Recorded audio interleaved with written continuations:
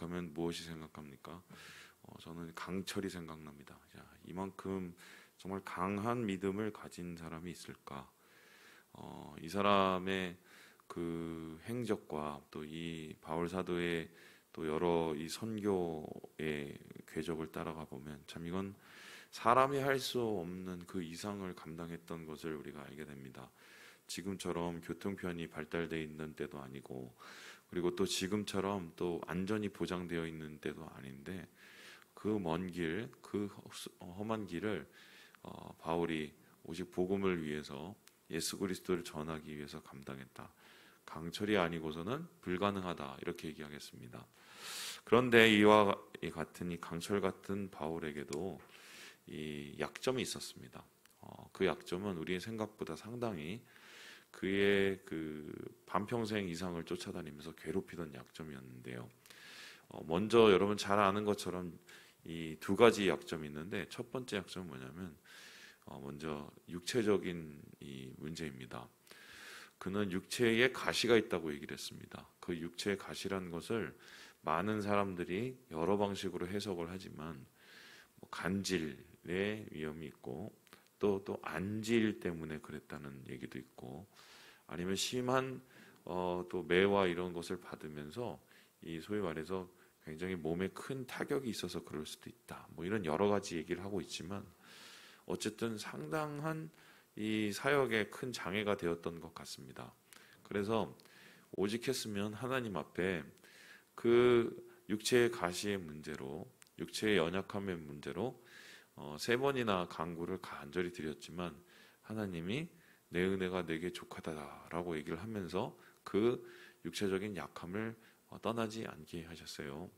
그래서 바울은 이것을 가지고 고민을 하다가 결국 약함이 아닌 그 약함을 통해서 하나님의 강함을, 능력을 바라보는 믿음의 승화를 이루죠.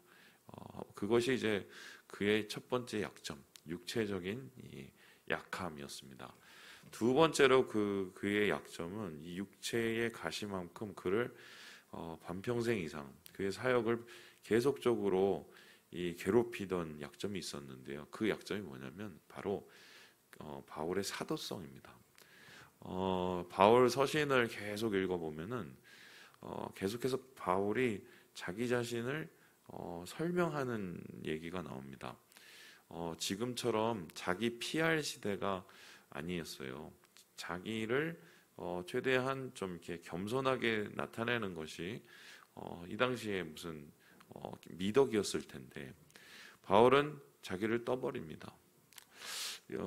어떻게 떠버리냐? 나는 그리스도의 사도된 바울이다. 그리고 나의 사도됨은 예수님께서 친히 나를 세워주셨다. 이렇게 계속해서 반복을 합니다.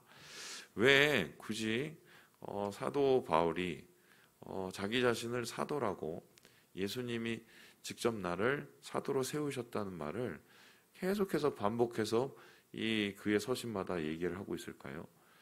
주구장창 그의 주변에 있는 사람들이 그것을 가지고 계속적으로 소위 말해서 논란을 일으키고 공격했기 때문입니다. 왜냐하면은 이 바울의 이 신앙적 태생 자체가 이 상당한 이 뭐랄까요, 논란이 있었기 때문인데요. 바울이 예수님을 만나고 복음을 경험한 것은 예수님을 사모하고 예수님을 가까이 했기 때문이 아닙니다. 오히려 반대로 예수님을 어떻게 해요? 대적하고 예수 믿는 자를 핍박하려다가 예수를 만나게 된 겁니다. 다메섹으로 가는 길, 거기서 예수님을 만났는데, 그 예수님을 만난 이유는 예수님께서 그의 핍박의 길을 막으시고 오히려 바울이 핍박하던 그 복음의 증인이 되어서 이방인을 위한 사도로 세우시기 위해서 하나님이 그렇게 하신 것이라고 그의 책을 통해서 우리가 나타나게 됩니다. 자, 그렇다면은 사역을 할 때 이게 얼마나 불편했겠어요. 왜냐하면 이런 건데요.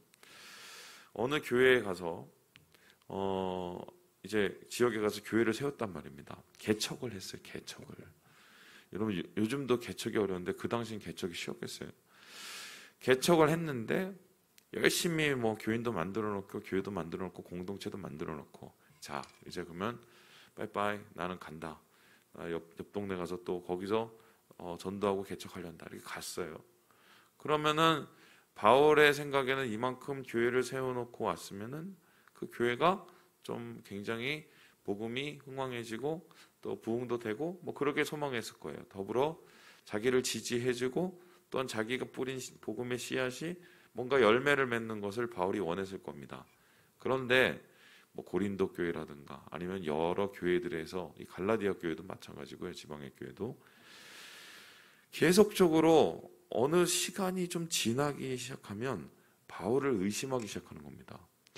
바울이 우리에게 복음을 전한 것까지는 좋은데 바울이 과연 그런 복음을 전할 자격이 있었을까? 혹은 바울이 좀 더 심각하게 하면 정말 복음에 사도된 사람이 맞나? 이러한 이 의심을 하기 시작한 것은 이 교회 교인들이 자발적으로 한 것은 아니었어요.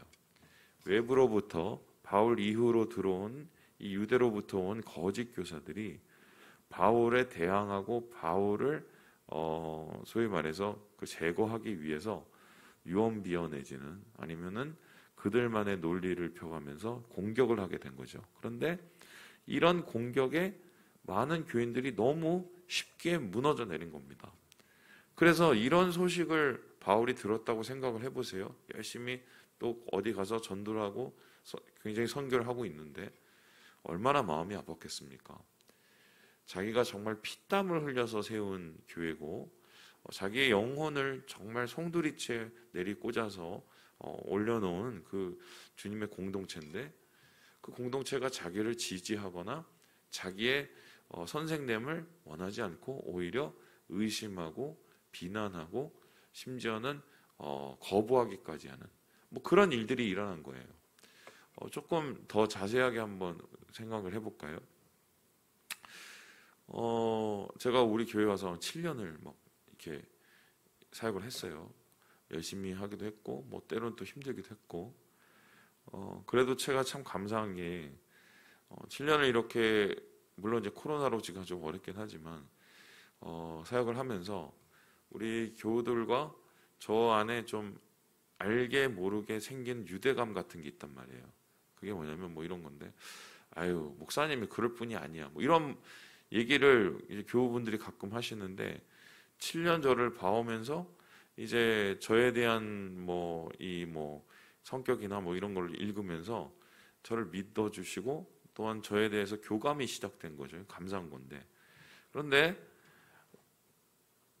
그 7년을 제가 막 쏟아놨는데 이런 유대감이나 연대감이 전혀 생기지 않고 오히려 계속적으로 의심을 하거나 계속적으로 공격적이 되거나 계속적으로 비난을 한다 보면 저는 교회 떠나야 됩니다. 이게 쉽겠어요? 근데 지금 바울과 같은 경우가 거의 그런 경우예요.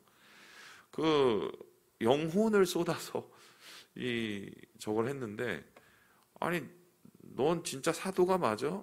의심을 하고 네가 복음을 전할 자격이 있어? 이렇게 비난을 하고 네가 전한 복음을 우리는 믿을 수 있겠냐? 뭐 이러면서 소위 말해서 반문을 하는 뭐 이런 상황 가운데 있으면 바울의 마음이 얼마나 처절했겠습니까? 지금 갈라디아 교회가 바로 그런 상황이고요. 갈라디아 지방에 있는 교인들이 급속하게 다른 복음을 받아들였던 이유, 가짜 복음을 받아들였던 이유가 뭐냐면 바울을 믿지 못했기 때문이에요. 바울에 대한 공격과 비난을 듣고 그것을 걷어내지 못했기 때문에 바울이 전한 복음까지 뭐 흔들리고 신뢰하지 못하는 그런 상황이 오늘 이 갈라디아 교회에게 일어나게 된 것입니다. 자, 그러면 이러한 이 바울의 사도성에 대한 약점, 원래 약해요. 그거를 또 가지고 물고 늘어져요. 12제자처럼 예수님께서 이 땅에 승천하시기 전에 자기를 직접 세운 것도 아니고 부활하신 예수님이 어느 날 갑자기 딱 나타나서 자기를 세웠는데 여기 뭐 증명할 방법도 되게 애매하고 그런데 계속적으로 사람들이 비난을 하고 여러분 이런 상황이면 여러분은 어떻게 하시겠습니까? 사람들이 제일 먼저 하는 방법은 뭐냐면 자기를 지지해 주거나 아니면 자기가 뭔가 학문적으로나 지식적으로 능력이 있다는 걸 과시하는 것을 최대한 하려고 노력을 하는 거죠. 그럼 가장 좋은 방법은 뭐냐면은 12제자들이 있어요. 그렇죠? 12제자들을 가서 만나서 내가 예수님을 다메섹 가서 만났으니까 그 예수님 이렇게 얘기하셔서 이렇게 말했다고. 그러니까 예수님이 나를 사도라고 세우신다고 했어. 이방인의 사도로 세우신다고 했어. 당신들도 기도해 보세요. 나 이렇게 했으니까. 그러면서 그들에게 지지를 요청했을 거예요. 그러니까 당신들이 뭐 라이센스를 하나 써두든지 아니면 도장을 하나 찍어주든지 내가 어디 가서 이렇게 12사도 인정한 사도라고 이렇게 해주게 뭐라도 하나 써주세요. 뭐 이거를 요구했을 거예요. 만일에 그게 또 힘들면 이런 거죠. 얘들 내가 이때까지 배운 게 얼마인 줄 알아? 내가 저기 유대에 있었을 때 제일 좋은 학교 나오고 제일 좋은 신학교에 그리고 뭐 율법의 전문가고 니네들의 율법 그 지식하고 나하고는 게임이 안 돼. 이러면서 자기가 가진 학문적인 배경과 또 지식적인 배경을 드러내면서 그것을 통해서 다른 사람들의 그 비난과 그 의심을 잠재우려고 노력을 했을 거예요. 그런데 바울이 첫 번째도 안 하고 두 번째도 안 합니다. 이상하지 않습니까? 자기의 사도성을 의심을 하고 그 사도성 때문에 자기가 전한 진짜 복음도 지금 무너지고 있는 상황에 지지를 받아도 모자를 파네.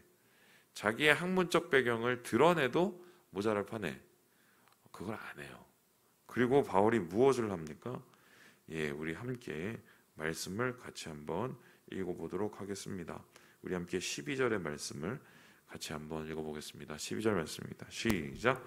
이는 내가 사람에게서 받은 것도 아니요 배운 것도 아니요 오직 예수 그리스도의 계시로 말미암은 것이라. 그냥 있는 그대로 드러냅니다. 나 사실 사도들한테 직접 받은 것도 아니야. 가서 나 도장도 안 받아왔어. 나 누구한테 배우지도 않았어. 그냥 예수님이 나한테 직접적으로 와서. 여러분 이 말을 사람들이 들었으면 오히려 더 바울에 대해서 더 의심하고 더 문제를 삼을 수 있는데 그냥 그대로 드러내요. 심지어는 13절에 보세요. 유대교에 있을 때 심히 박해하여 멸하고. 내가 과거 때문에 니네들이 자꾸 나를 못 믿는데 맞아. 나 옛날에 교회에 핍박하고 사람들 죽이러 다니는 사람이야.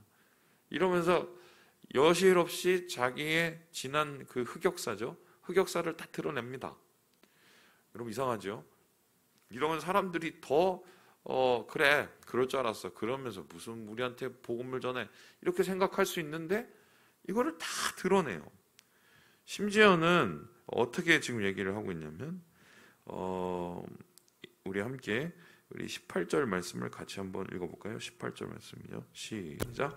그 3년 만에 내가 게바를 방문하려고 예루살렘에 올라가서 그와 함께 15일을 머무는 동안 19절도 같이 읽어보죠. 시작.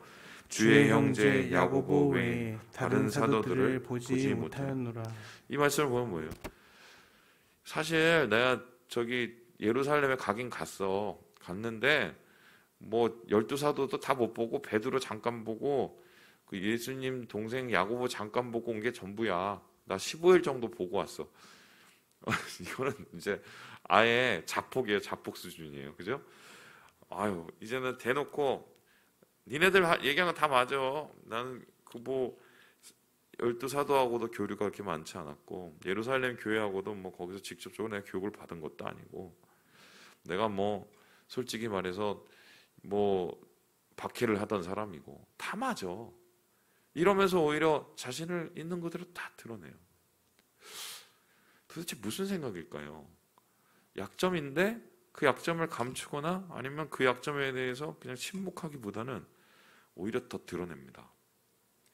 지금 복음을 다른 복음을 지금 심취해 있는 그들을 일깨워서 진짜 복음으로 데리고 오고 진짜 복음을 믿게 해야 될 판에 그러면 자신에 대한 신뢰를 더 높이고 자신에 대한 이 믿음을 더 줘야 되는 판에 오히려 그 신뢰와 믿음이 깨질 만한 얘기만 다 쏟아내요. 그런데 이렇게 바울이 오히려 그 약점을 더 드러내고 강조하는 이유가 있어요. 그것이 무엇입니까? 예, 우리 함께 같이 한번 말씀을 읽어보도록 하겠습니다. 예, 우리 16절 말씀을 같이 한번 읽어볼까요? 16절입니다. 시작. 그러나 내 어머니 15절입니다. 16절 읽죠. 시작. 그의 아들을 이방에 전하기 위하여 그를 내 속에 나타내시기를 기뻐하셨을 때에 내가 곧 혈육과 의논하지 아니하고. 바울이 고민을 한 거예요. 어떻게 하면 이게 진짜 복음인지를 내가 설명할 수 있을까? 어떻게 하면 이 사람들이 진짜 그리스도의 복음이 확실한 것임을, 그래서 율법 그 거짓 교사들이 말하는 그 가짜 복음이 그게 버려야 될 것임을 어떻게 얘기할 수 있을까 고민을 하다가 한 가지 착안해낸 게 있어요. 뭐냐면 자기 자신을 그냥 있는 그대로 보여주는 거예요. 자기 자신을 있는 그대로 보여주면 약점은 드러나지만 뭐가 드러나느냐? 그러한 약점 가운데 내가 완전히 변화된 게 다 드러나는 거예요. 쉽게 설명하면 이런 거예요. 박해하러 칼 들고 가다가 오히려 복음을 전하는 사람이 된, 말도 안 되는 변화가 일어났어요. 뿐만 아니라 정말 최선을 다해서 율법을 지키고 율법을 공부하고 소위 말해서 지금 같으면 서울대학교 다니던 사람들이 그거를 때려치고 오히려 스스로 빈자가 되어서 낮은 자로 이방의 복음을 전하기로 작정을 하는, 완전히 변화되게 되죠. 심지어는 자기의 이 가문의 그 배경까지 다 버리고 말이죠. 내가 왜 이러는지 알아? 이 질문을 해보는 거예요. 아니, 니네는 이상하지 않니? 내가 누릴 수도 있고, 내가 굉장히 어떻게 보면은 뛰어날 수도 있고, 내가 굉장히 어떻게 보면은 얘기할 것도 되게 말할 것이 있는데 내가 왜 그렇게 안 하는 줄 알아? 내 안에 이런 변화가 일어났기 때문이야. 근데 이 변화는 사람에 의해서 변한 게 아니야. 예수님 때문에 내가 변한 거고 하늘로부터의 내려오는 그 은혜로 내가 변하게 된 거야. 이렇게 드러내고 있는 거야. 그러니까 바울은 결국 다른 복음에 심취해 있는 갈라디아 지방의 교인들을 깨우기 위해서 무엇을 하느냐? 자기 자신을 드러내요. 왜요? 자기가 바로 복음이기 때문이에요. 예수 그리스도의 복음의 증거가 자기 안에 드러내기 때문에 자기를 통해 예수를 드러내는 거죠.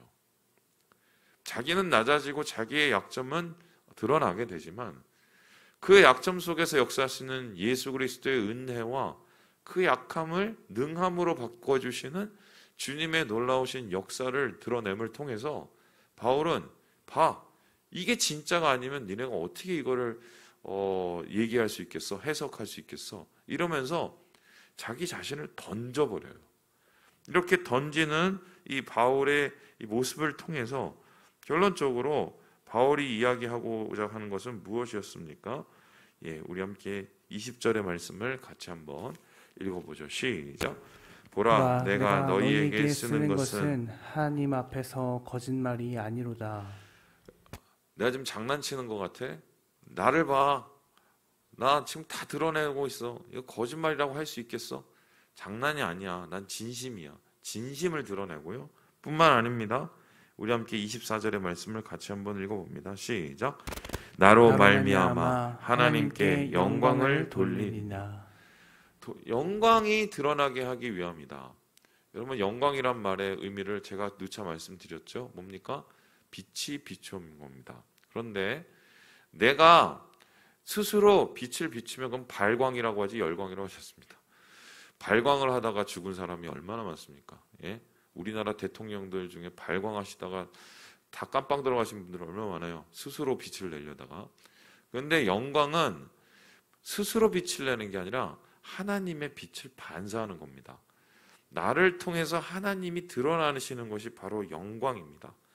그래서 하나님께서는 이 바울이라는 사람, 그리스도의 대적자였던 사람, 그리고 한때 율법에 심취했던 사람, 그리고 자기의 의에 겨워서 살아갔던 이 사람을 완전히 바꾸셔서 그를 예수를 믿고 또한 모든 것을 버리고 예수를 전하고 이방의 사도로 살아가는 그 사역의 현장에 서 있는 그런 사람으로 바꾸어 주신 거죠.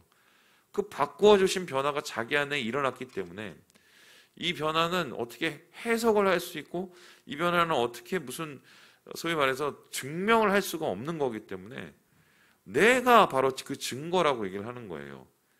내가 그 증거고 내가 진짜 복음의 지금 산실이며 내가 바로 그 복음의 수요자이자 전달자이기 때문에 너희들이 이거를 안 믿으면 이건 말이 안 된다는 거예요. 여러분, 오늘 바울의 이야기를 통해서 무엇을 보게 됩니까?